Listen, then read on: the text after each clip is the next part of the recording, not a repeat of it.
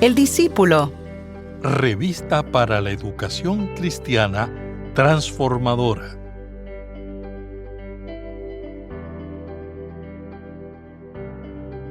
Hay lecciones que nos obligan a ir más allá de las palabras y a examinar la autenticidad de nuestra fe. La palabra que hoy meditamos nos recuerda una verdad esencial. El amor no es un elemento secundario de la vida cristiana, sino una de sus expresiones más visibles y concretas. Amar a Dios con todo lo que somos y amar al prójimo con misericordia activa forman parte de una misma fidelidad.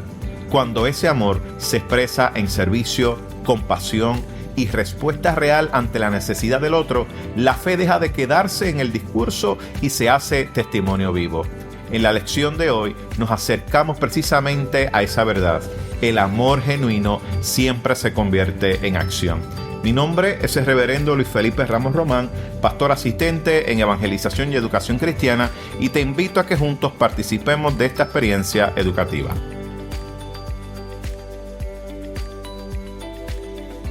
El discípulo. El discípulo. Una revista para la educación cristiana transformadora. Mis queridos hermanos y hermanas, que el Señor les bendiga en este día. Qué bueno una vez más compartir con ustedes la palabra del Señor. Y en el día de hoy estaremos trabajando nuestra lección número 1 de nuestra nueva revista, el año 34, volumen 2, ya que estamos iniciando esta nueva revista en el mes de marzo hasta el mes de agosto del 2026. Y la lección número 1 se titula El amor en acción. Y el texto bíblico que vamos a estar utilizando son los siguientes. Es Marcos capítulo 12, versículos 28 al 34, y el libro de Santiago capítulo 2, versículos 14 al 17. Y el texto áureo se encuentra en Marcos capítulo 12, versículo 33, que lee de la siguiente manera. Y amarle con todo el corazón, con todo el entendimiento, con toda el alma y con todas las fuerzas. Y amar al prójimo como a uno mismo. Es más que todos los holocaustos y sacrificios.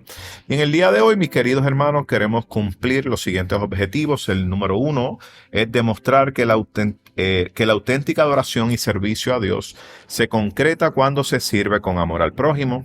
Imposible servir a Dios sin poner en función la misericordia y la compasión hacia quienes están en necesidad. Número 2, explicar por qué el amor se considera la esencia de la vida cristiana y considerar el amor como fuerza de unidad y transformación. Y número 3, analizar la interrelación que existe entre la fe, el amor y las buenas obras. Y en el día de hoy queremos cubrir el siguiente vocabulario, y es la palabra Shema, y es la oración fundamental en el judaísmo cuya afirmación principal consta de la fe en un solo y único Dios. Los judíos piadosos suelen pronunciarla en la mañana y en la tarde, y en la lección de hoy Jesús hace una cita directa de Deuteronomio capítulo 6 versículos 4 al 5 como contestación a la pregunta que le hace un escriba.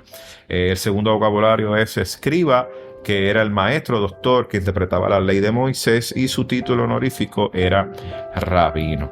Y la tercera palabra del vocabulario es prójimo, y significa el próximo o el cercano.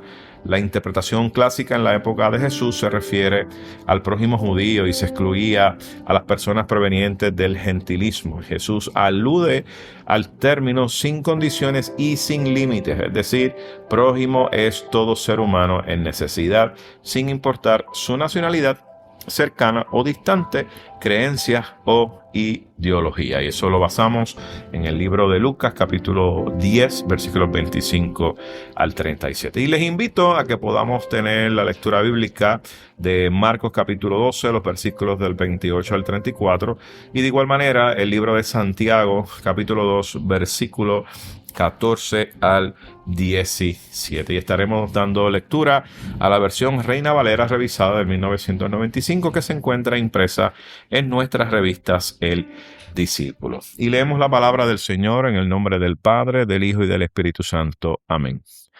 Acercándose uno de los escribas, que los había oído discutir y sabía que les había respondido bien, le preguntó: ¿cuál es el primer mandamiento de todos? Jesús le respondió: El primero de todos los mandamientos es: Oye Israel, el Señor nuestro Dios, el Señor uno es. Y amarás al Señor tu Dios con todo tu corazón, con toda tu alma, con toda tu mente y con todas tus fuerzas. Este es el principal mandamiento. El segundo es semejante: amarás a tu prójimo como a ti mismo. No hay otro mandamiento mayor que estos. Entonces, el escriba le dijo: Bien, maestro, verdad has dicho, que uno es Dios y no hay otro fuera de él. Y amarlo con todo el corazón, con todo el entendimiento, con todo el alma y con toda la fuerza. Y amar al prójimo como a uno mismo es más que todos los holocaustos y sacrificios. Jesús entonces, viendo que había respondido sabiamente, le dijo: No estás lejos del reino de Dios. Y ya nadie se atrevía a preguntarle. Leemos el libro de Santiago, capítulo 2, versículos 14 al 17. Hermanos míos, ¿de qué aprovechará si alguno dice que tiene fe y no tiene obras? ¿Podrá la fe salvarlo? Si un hermano o una hermana están desnudos y tienen necesidad del mantenimiento de cada día, y alguno de vosotros les dice: Id en paz, calentaos y saciaos, pero no les dais las cosas que son necesarias para el cuerpo, ¿de qué aprovecha? Así también la fe, si no tiene obras, está completamente muerta. Les invito a que tengamos una palabra de oración en esta hermosa oportunidad. Buen Dios y Padre nuestro, te alabamos y te bendecimos. Te pedimos, Señor, que hables a nuestros corazones a través de esta lección. Gracias por mis queridos hermanos y hermanas que nos escuchan a través de estos medios, y que seas tú, Señor, sobre todas las cosas, hablando a nuestros corazones. En el nombre poderoso de Jesús que hemos orado. Amén, amén y amén. Bueno, mis queridos hermanos y hermanas, la lección que estamos trabajando en el día de hoy abre lo que es un trimestre, ¿verdad? Que nos va a recordar varias cosas. Una de las cosas que nos va a recordar es que la vida cristiana no puede reducirse a una experiencia pasiva, ni a una fe encerrada dentro del templo, o sea, dentro de las cuatro paredes. El enfoque que va a tener este material es muy claro, y es el siguiente, y es que nuestra fe en Jesucristo nos impone unos deberes concretos, y esto es importante decirlo, ¿verdad? Unos deberes concretos hacia el prójimo, primeramente, hacia la familia, hacia nuestra comunidad y a la humanidad en general. Y por eso esta primera lección presenta el tema del amor, ¿verdad? Como la esencia de la vida cristiana y como el principio que da sentido ciertamente a lo que es toda práctica de servicio. Y los dos textos que estamos trabajando en el día de hoy, tanto el libro de Marcos, de igual manera como el libro de Santiago, ambos textos nos hablan de manera poderosa sobre este tema. Y vemos que se complementan entre sí. Usted va a ver en el Evangelio de Marcos que Jesús responde en medio de unas controversias que había en ese momento con unos líderes religiosos. Y entonces, en medio de esa controversia, viene Jesús y resumen lo que es la voluntad de Dios en el amor, ¿verdad?, total a Dios y al prójimo. Entonces, cuando vamos a Santiago, que se escribe obviamente unos años más tarde, se denuncia una fe vacía, ¿verdad?, que es simplemente verbal, o sea, de palabras única y exclusivamente, una fe que no responde al dolor humano, o sea, una fe que no se hace acción. Y vemos, ¿verdad?, que tanto Marcos como el libro de Santiago, juntos, pienso que nos enseñan, ¿verdad?, que la verdadera adoración jamás se va a agotar, y esto lo tenemos claro, ¿verdad? La verdadera adoración jamás se va a agotar en el lenguaje religioso, sino que se confirma cuando usted y yo llevamos una vida de misericordia, se confirma cuando usted y yo llevamos una vida de compasión, y sobre todas las cosas cuando usted y yo confirmamos ese testimonio hermoso en una vida de servicio.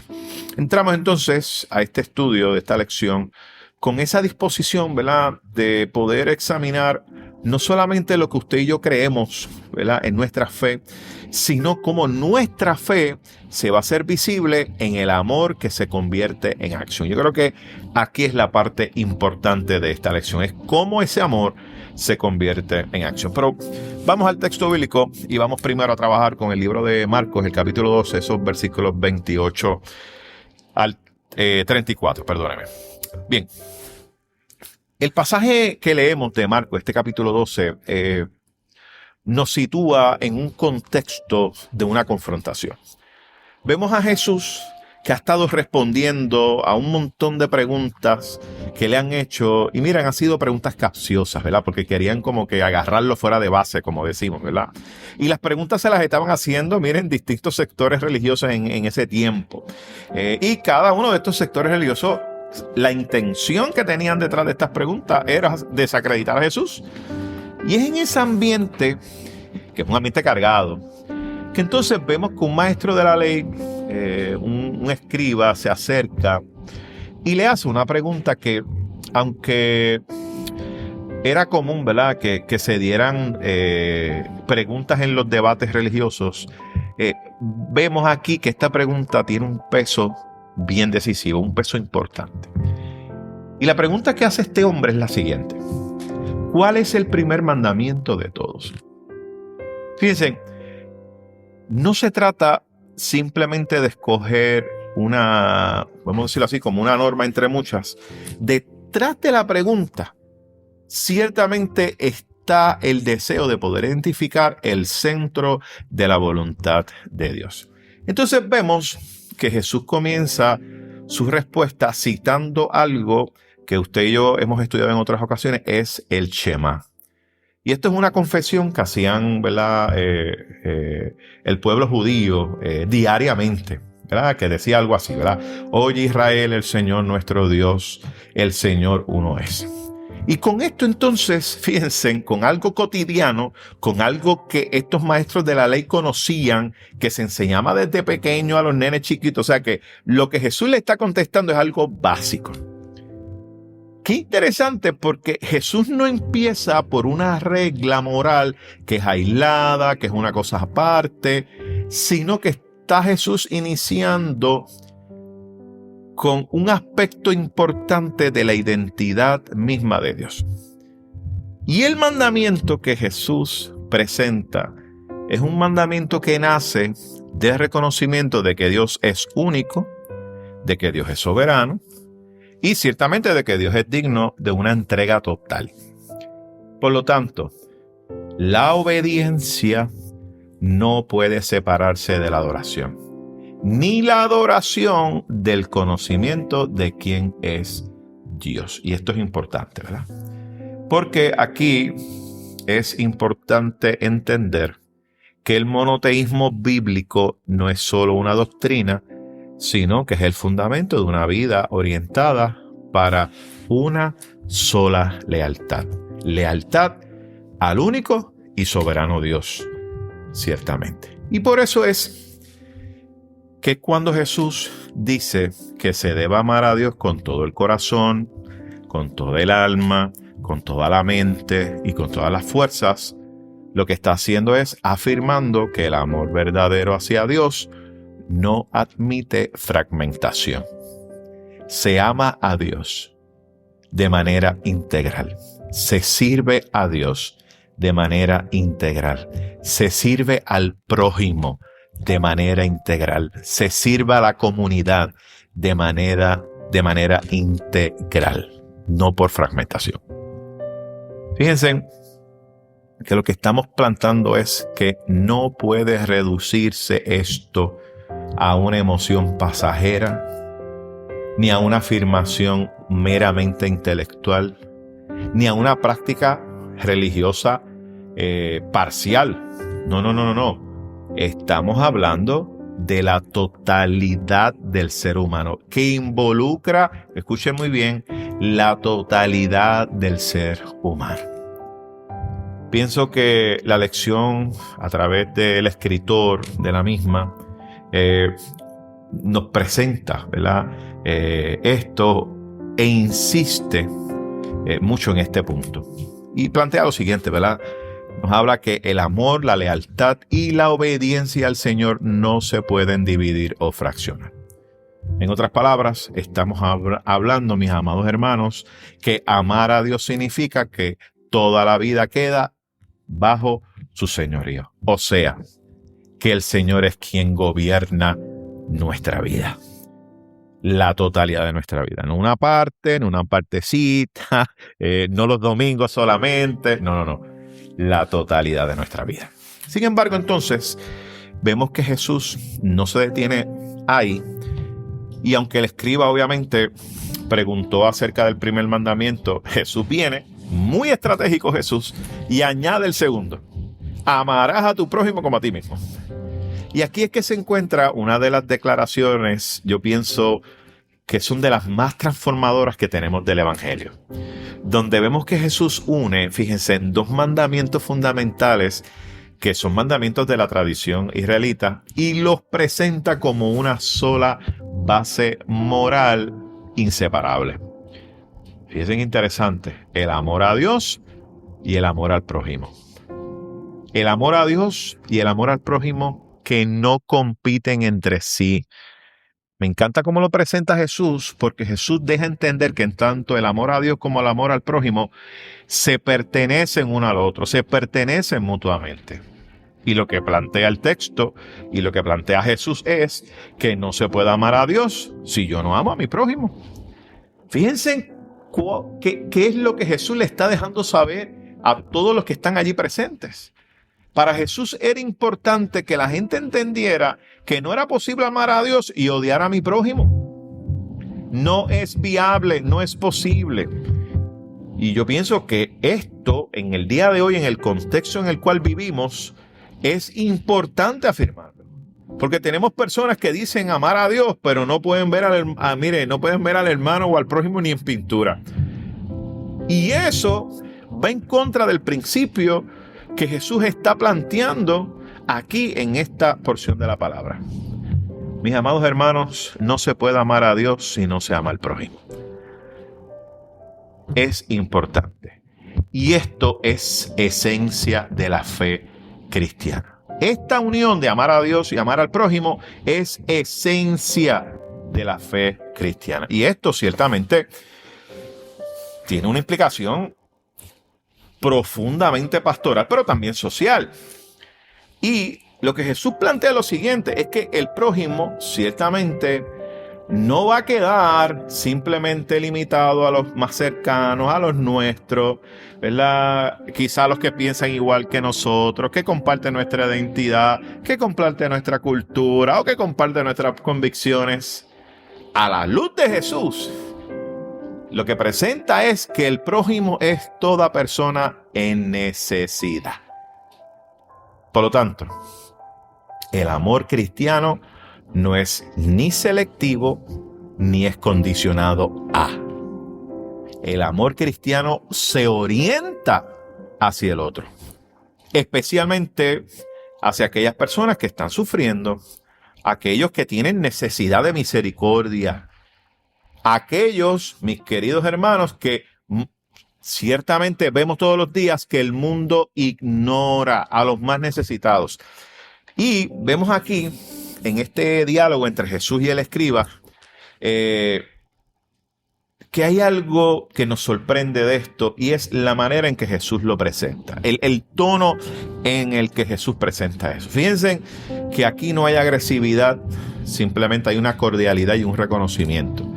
Por eso es que vemos al escriba que responde afirmando, ¿verdad? Vemos al escriba que responde afirmando que amar a Dios y al prójimo vale más que todos los holocaustos, que todos los sacrificios. Y con esa respuesta entonces reconoce el escriba la primacía del amor sobre el ritual. Y esto es un punto espectacular que me encanta. Reconocer que vale mucho más el amor que el ritual. Fíjense, y no quiero que malinterpreta, aquí el escriba y lo que presenta la lección no es que se desprecie el acto religioso, pero si se coloca en su lugar correcto, el culto entonces, si no se posiciona en el lugar correcto, el culto va a perder su legitimidad. Porque separamos el culto de la misericordia. Y si separamos el culto de la misericordia, el culto pierde su legitimidad. Y una de las cosas que nos plantea el escritor de esta lección es que el acto litúrgico, la piedad y todo ejercicio ético y moral solo se validan mediante el amor. Así que, si un acto litúrgico carece de misericordia y amor, mis queridos hermanos, lamentablemente pierde su legitimidad. Cualquier ejercicio ético nuestro y moral, si carece de amor y misericordia, pierde legitimidad. Esto es lo que Jesús está planteando a través de esto. Y vemos entonces que Jesús le contesta al escriba y le dice, ¿sabes qué? Entendiendo esto, no estás lejos del reino de Dios. Y esa expresión de Jesús, mis amados hermanos, es tan y tan profunda, porque aquí el escriba entendió algo esencial. Pero el texto nos sugiere que entender no es suficiente, porque podemos estar cerca del reino, sin embargo, no haber entrado plenamente en la dinámica del reino. Se lo voy a volver a repetir. En ocasiones podemos estar cerca del reino y sin embargo no haber entrado plenamente en la dinámica del reino. Así que el problema no es solamente que usted y yo interpretemos correctamente, ¿verdad? Es que eso que usted y yo hemos interpretado correctamente tenemos que traducirlo en una verdad y en un estilo de vida. Y aquí la lección obviamente nos hace una advertencia muy importante, ¿verdad? Y es lo siguiente: de poco sirve una correcta interpretación de la Escritura si no se enmarca en la cotidianidad del servicio al prójimo. Por lo tanto, la ortodoxia sin compasión se queda corta frente al llamado del reino. Así de sencillo. Pero vamos ahora a ver qué nos dice Santiago. Ya trabajamos el libro de Marcos, vámonos con Santiago en el tiempo que nos resta. El texto de Santiago, fíjense, nos lleva a una enseñanza con un paso más adelante. Si en Marcos vemos el principio, en Santiago vemos la prueba. Y el autor aquí plantea una pregunta directa. ¿De qué aprovechará si alguno dice que tiene fe y no tiene obra? No está negando, fíjense, en el valor de la fe, está cuestionando una fe reducida a un discurso, una fe que está prácticamente afirmando esta verdad o está aceptando esto de manera intelectual, pero la realidad es que no vemos acción. Y el escritor de esta lección nos aclara aquí que Santiago no entra en contradicción con la enseñanza de Pablo, porque a veces pensamos que la fe sin obra es muerta, pero la fe va por encima, ¿verdad? Aquí esa discusión no la vamos a tener ahora. La realidad es que no contradice la enseñanza paulina sobre la justificación por la fe. Más bien, corrige una interpretación equivocada de esa verdad y la idea de que se puede tener una fe auténtica sin que esa fe produzca frutos visibles de misericordia, hay que analizarla. Porque ciertamente, ¿verdad?, la fe es la que nos justifica, ¿verdad?, a nosotros, ¿verdad?, pues somos justificados por la fe, pero de igual manera tenemos un llamado a que esa fe nuestra auténtica tiene que producir frutos. Así que la pregunta que aquí vemos de Santiago no es abstracta. Vemos que Santiago la aterriza inmediatamente en una escena concreta, ¿verdad? Un hermano o una hermana, ¿verdad?, carece de ropa, del sustento diario. O sea, una persona que tiene una necesidad real, básica, urgente, y frente entonces a esa necesidad, alguien le responde con palabras piadosas, de amor, de cariño, pero sin una acción. Entonces, si la persona le dice, id en paz, pero no le da lo que necesita, no sacia su hambre, pues la realidad es que no está haciendo nada.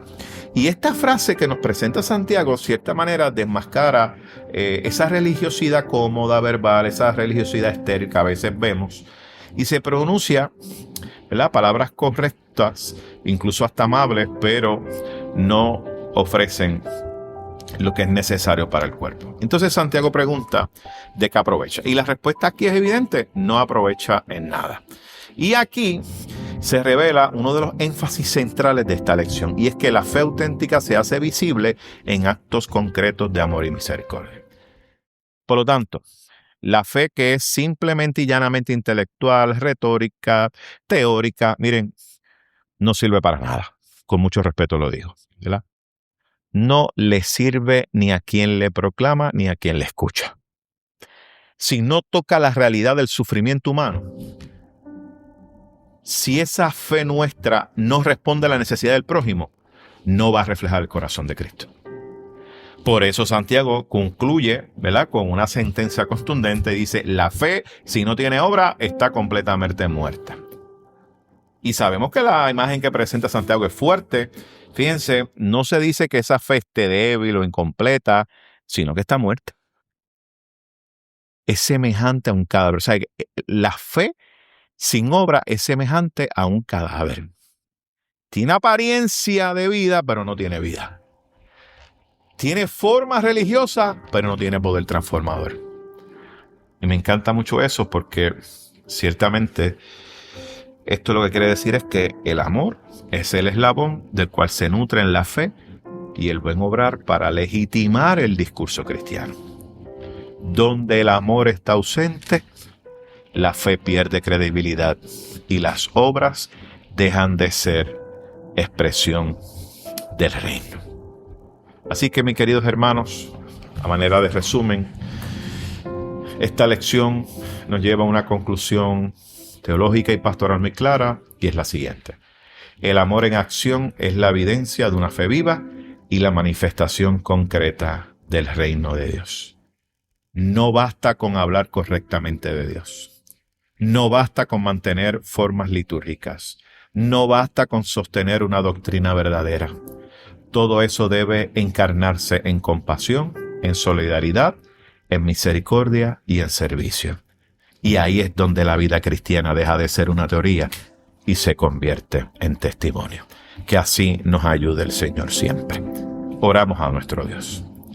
Señor Dios y Padre nuestro, recibe nuestra gratitud por todas las manifestaciones de tu amor y bondad.